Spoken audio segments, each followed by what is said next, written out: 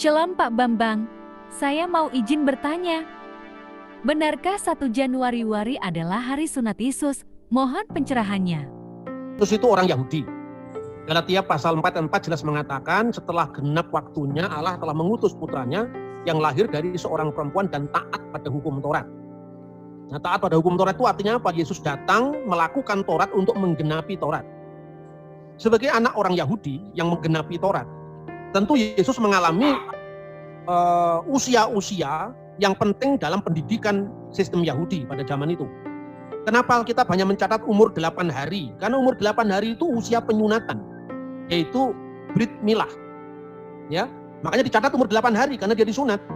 Orang Yahudi itu diberi nama pada hari ke-8. Perhatikan, apa gereja tidak melestarikan itu? Siapa bilang tidak melestarikan?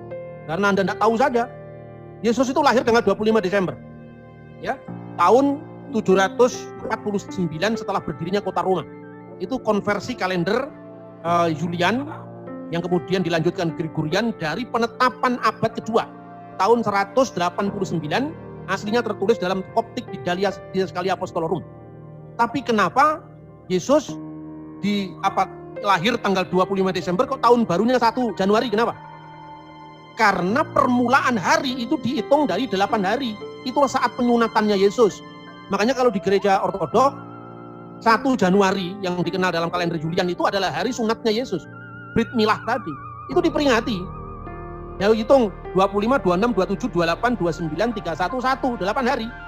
Ngitungnya bukan seperti kita. Kalau dihitung kan kita ini kan 3 hari, 3 malam dihitung 24 jam. Tidak. Tanggal 25 dihitung 1, 26 dihitung 1. Akhirnya jatuhnya 8 hari tanggal 1 Januari. Terus kedua, kenapa Yesus umur 12 tahun? Diceritakan karena itu usia bar mitzvah. Bar mitzvah itu usia di mana anak seorang Yahudi saat itu menerima hukum Taurat. Kenapa baru muncul 30 tahun? Baca di kitab Imamat, kitab bilangan. Pilihlah mereka-mereka yang usianya 30 sampai 50 tahun karena mereka baru muncul di depan umum itu ketika usia 30 tahun dan usia purna untuk pelayanan itu 50 tahun. Makanya usiamu belum 50 tahun, bagaimana kamu mengatakan hal itu? Abraham melihat hariku dan seterusnya itu loh. Nah terus kemana Yesus? Ya nggak kemana-mana, dia di Nazaret saja. Kenapa? Alasannya banyak. Pertama, metode pendidikan Yahudi itu disebut pertama Bet Sefer. Bet Sefer itu namanya rumah kitab. Itu mirip kalau orang Islam ngaji. Usia 6 tahun, 5 atau 6 tahun itu mulai diajari Alef, Bet, Gimel, Dalet itu seperti orang Islam. Alif, Ba, Ta, Sa, Jim, Ka, Ko, Dal, Za, Ro, Za itu mulai usia 5 tahunan. Kan gitu kan?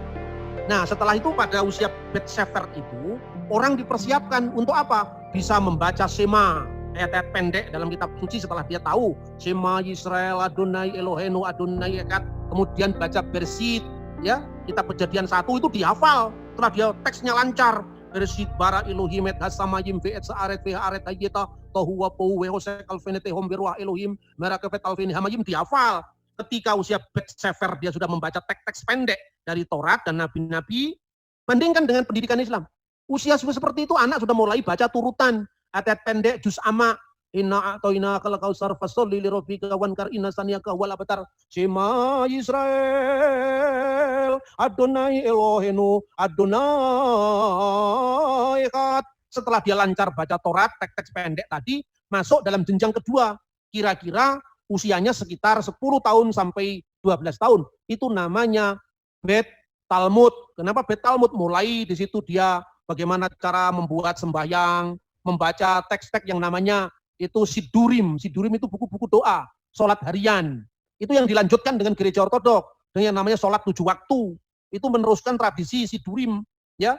Makanya di dalam gereja Koptik, gereja Syria itu ada Tuhfatur Ruhiyah fi sholati fardiyah, jam-jam sholat yang difardukan. Itu bukan dari Islam, itu dari gereja Ortodok.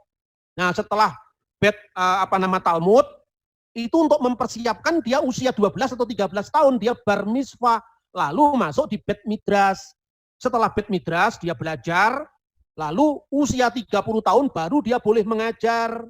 Purnanya orang dianggap matang secara rohani umur 50 tahun. Gitu loh. Makanya jelas Anda mencari sweet 17-nya Yesus dan tidak ketemu pikiran orang Eropa atau Amerika untuk memandang Yesus yang jelas-jelas Yahudi. Tapi ingat, kalau sudah Yahudi begini jangan mabuk Yahudi.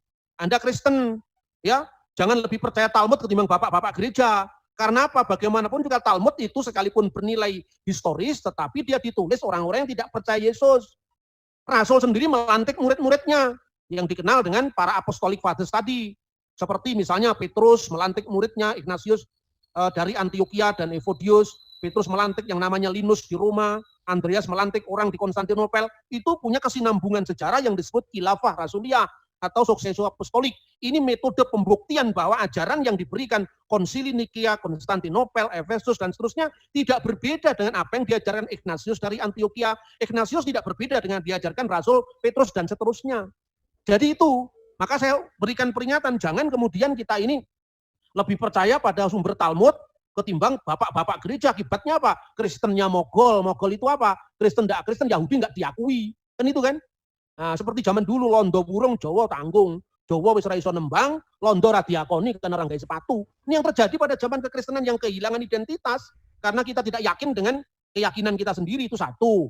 Kedua, terjadi pergeseran ketika Bait Allah hancur. Tahun berapa? Tahun 70 Masehi, tepatnya tanggal 5 Agustus. Kira-kira jam 4 sore ruangan Bait Allah itu terbakar dan dicatat di mana? Di Yosefus, sejarah kuno bangsa Yahudi. Dicatat di mana lagi? Di dokumen yang namanya adalah Megillot Ta'anit, gulungan puasa. Sampai tanggalnya, bulannya, jamnya itu ditulis loh. Secara rinci. Makanya kok Anda ini berpikirlah historis itu rugi sendiri gitu loh. Nah ini yang saya sampaikan. Maka sejak abad kedua awal abad pertama akhir ini muncullah konsili Yahudi di Yamnia. Sejak saat itu kekristenan ditolak.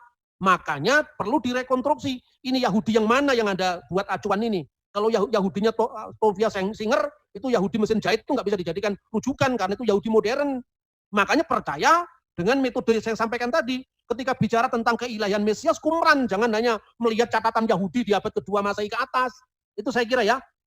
Begitu juga tentang itu, apa Beit Midrash. Berarti Yesus itu belajar dari rabi mana? Alkitab mengatakan, bagaimana dia memperoleh pengetahuan seperti tanpa belajar. Tanpa belajar bukan berarti Yesus buta huruf, tidak. Dia tidak belajar menurut metode para rabi yang sudah muncul aliran-aliran kerabian.